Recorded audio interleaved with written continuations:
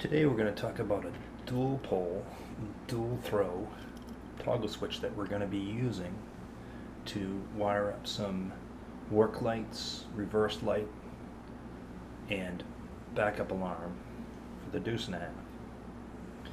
So first off, this dual pole, dual throw switch has an off position in the center, an on position in the up position, and an on position in the down position. Okay. It has 6 terminals on the bottom of it. Okay. And what I wanted was manually operated lights that I can turn on for either working or for when I'm reversing the truck. And I also wanted to have a reverse alarm, but I didn't want the reverse alarm on all the time. Didn't want the reverse light on all the time every time I turned on the auxiliary lights. I only wanted it on when I was reversing and when I wanted to have it on, i.e. if you were backing up and you're trying to be a little more quiet at maybe 3 a.m. or something like that, although a Deuce is pretty loud, but you didn't really need the backup alarm itself. I wanted that option of not having that on. And so what we're going to talk about is how to wire this switch so that in the one on position, just the lights come on, and then there's a middle off, of course, where everything is off, and then the other position, the other on position in the opposite direction would put on both the lights, and the alarm would sound at the same time. The switch has a off center position, which is in now, and then an on position in one direction, back to center is off, and then in the other direction an on position. Okay, so think of this switch as 2 switches in one. Now let's look at the back contacts on it. You will notice that it has 6 contacts. 1, 2, 3, 4, 5, 6. And I'm not sure whether the camera is picking this up or not, but there is a little bit of a raised section in the center, which kind of signifies that these 2 sides are separate from each other. And so in other words, think of it this way. Think of this side, 1, 2, 3, as one switch. This side, 1, 2, 3, as another switch. Yet it only is being worked by one toggle. Okay? So now, let's go over here to the easel and see if we can demonstrate this. Keep in mind, I am no artist. And we're pretty low budget around here, so don't expect Cletus or somebody to come on and explain this to you. Okay. So, what we've done is that these 6 dots represent the 6 contact points. Now let's continue on. As I said, you want to look at it as kind of 2 separate switches.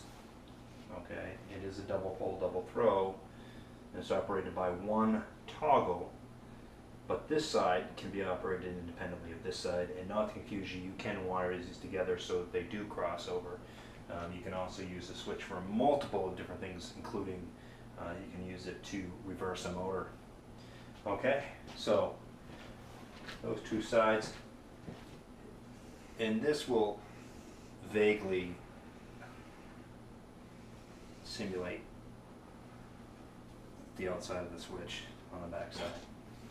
Okay, so now let's deal with the first thing, which is getting power into the switch. There's going to be 2 power inputs to the switch because there are 2 switches technically.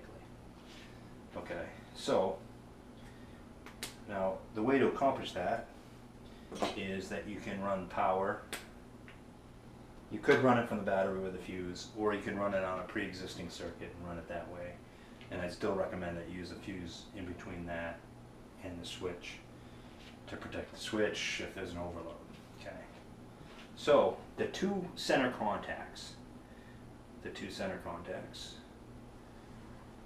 positive power,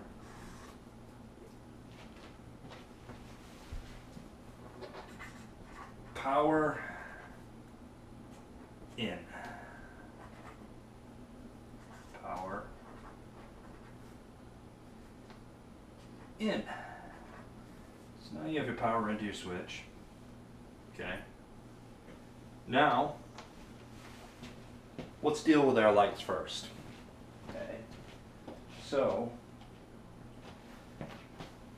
I'm going to run a wire from here to the lights on the positive side of the lights. Okay. Because we'll have two lights connected to that circuit. Okay.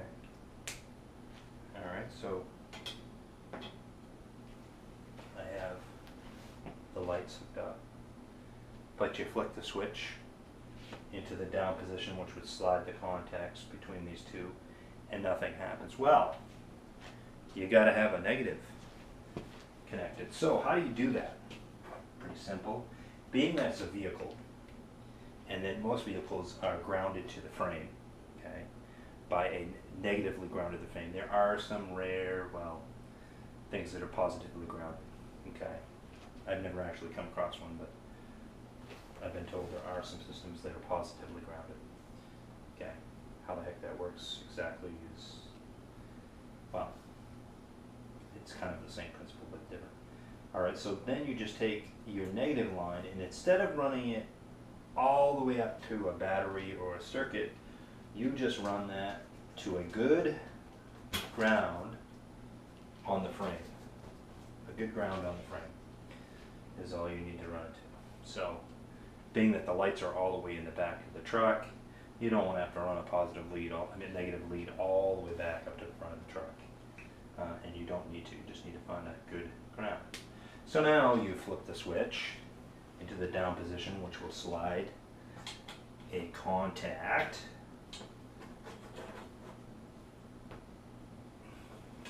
basically a piece of metal that will bridge the gap between this contact and that contact inside, and this contact and that contact inside. So now, ding ding ding, the lights are on. Nobody's home, but the lights are on. Okay. So you've got that established. Okay. But then I throw the switch all the way in the opposite direction and nothing happens. Well, now what? Because I want it to work in both on positions. So then I say, okay then, let's fix that. Now this happens to be the actual jump lead that's going to jump the two contacts in the switch. And what you do is you would connect them from there to there on the contacts. Now you have current that can flow between each contact when you flip the switch. So now, when you flip the switch in the up position, all the way in the up position, there's power going through it again. And when you go to the middle, there's no power, because there's nothing connected on either end of it. Okay? So that takes care of that dilemma. Okay? But remember, I said I want a backup alarm, but I don't want the backup alarm going every time it's in the on position. I only want it to work on one of the on positions, not both. So, what we do is we go over to this side of the switch, okay, and we're going to take and we're going to run a wire to our alarm on the positive side of the alarm. Okay. And you're going to hook that up. And then we're going to take our negative side of our alarm and we're going to do the same thing we did with the lights and just ground it to the frame, because there's no point in running the black wire all the way up. And if you have a good ground, and let me specify a good ground, in this case we'll be using toothed washers to dig in to get a good contact point. Then your alarm's set. So now, back to our handy dandy switch here. When you throw it in the down position, it slides the metal up between the two contacts and the lights are on. But there's no because the alarm is not working.